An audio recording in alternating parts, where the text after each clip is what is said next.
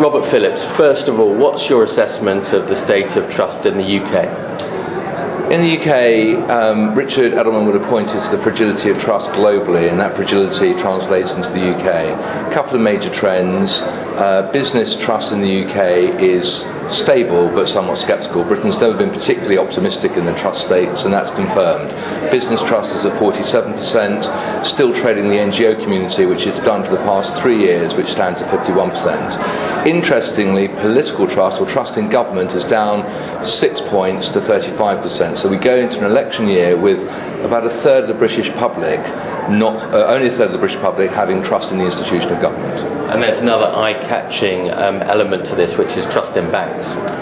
Trust in banks has plummeted, probably no real surprise to anyone, but what used to be one of the most trusted sectors is now, out of 10 sectors surveyed, the least trusted. So it sits at the bottom of the heap with insurance companies and the media sector. And I think one of the things that makes that concerning for Britain is that media and financial services have been traditional drivers of the UK economy. So if we're looking for trust optimism or trust bounce, it's going to be difficult to find it when 3 of our biggest sectors are in the doldrums. And so what's your advice and what's your view on what companies should be doing to increase their levels of trust?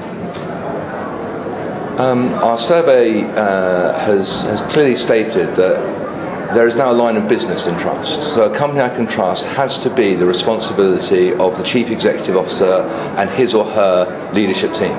A few years ago, financial returns sat at the top of the pile.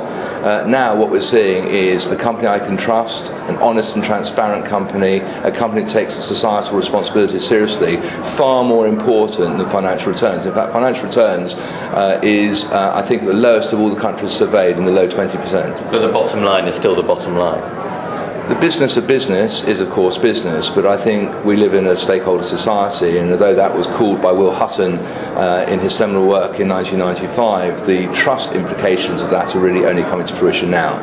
Business leaders and political leaders have to look to all the constituents within their stakeholder universe and make sure they have built, earned, restored, regained and maintained trust with all of those stakeholders in equal measure on the big issues of our time. Robert Phillips, thank you.